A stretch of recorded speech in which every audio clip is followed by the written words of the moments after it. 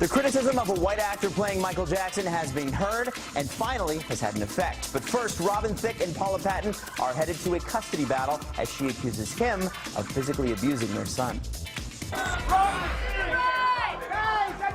Thicke is being investigated by the LA Department of Child and Family Services as he's accused of physical abuse for spanking his 6-year-old son, Julian. However, a judge just denied Patton's request to limit Thicke's joint custody of Julian. Here's what's going on. Julian reportedly told school officials that Thicke had spanked him more than once. The school allegedly reported that to the Department of Child and Family Services. When she learned of this, Patton reportedly cut off Thicke's access to their son and filed an emergency order to restrict his time with Julian to monitored visits only, which, as we just told you, has been denied. In court documents, Thicke declares he is innocent of any wrongdoing, saying, quote, "On a very rare occasion, only as a last resort, I will use light spanking, but it is consistent with the law, open hand on the butt. This is the type of discipline to which Paula and I agreed during our marriage." Thicke goes on to claim Patton is taking this matter to court as a way of getting back at him because he wouldn't let her attend the funeral of his father, Alan Thicke, who died suddenly last month. He says, quote, "Paula did not have a positive relationship with my father and often made negative comments to me about him.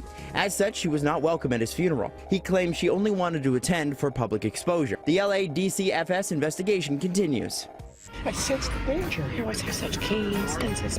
This portrayal of Michael Jackson will not be airing after all. British channel Sky Arts has pulled the episode of Urban Myths that features a parody of Michael Jackson, played by a white actor, Joseph Fiennes. They made the decision after Jackson's daughter Paris called the trailer footage incredibly offensive. Sky Arts said in a statement that they never intended to cause any offense.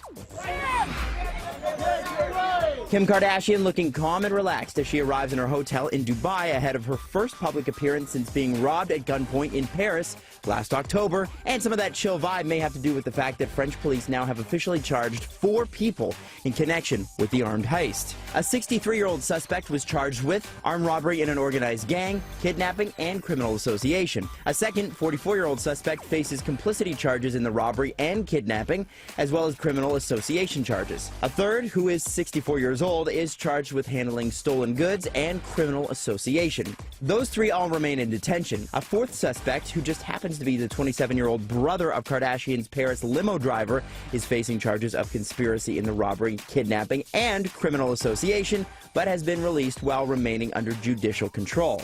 These are the first charges laid in the case. 6 others remain in custody and could be charged today. Even if you win today's battle, there's so much violence in what you do. Ben Affleck explores crime in his new gangster epic, which he wrote, directed, produced, and stars in as Joe, the criminal protagonist in the underworld drama. Here's part 3 of Terry's chat with his co-stars. Here's what I love about this genre so much, Zoe, is that the women are always the linchpin. They're the ones that make the story go. Yes. Well, because Joe, I think that his weakness is love and trying to find kindred spirits and all these nocturnal, illegal outlaws around them, that he's meeting these women that are just a little cray-cray sometimes. We do what we want to do. Go where we want to go. And my part specifically, I loved playing her. She is a wild one. Yeah. How much did you love her costumes? Her costumes were the greatest things of all time. They were vintage originals, so unfortunately I couldn't pilcher them, but I did think about it. Live by Night hits theaters today, and as always, you can get your entertainment news here first in the morning and anytime on Twitter @InCity.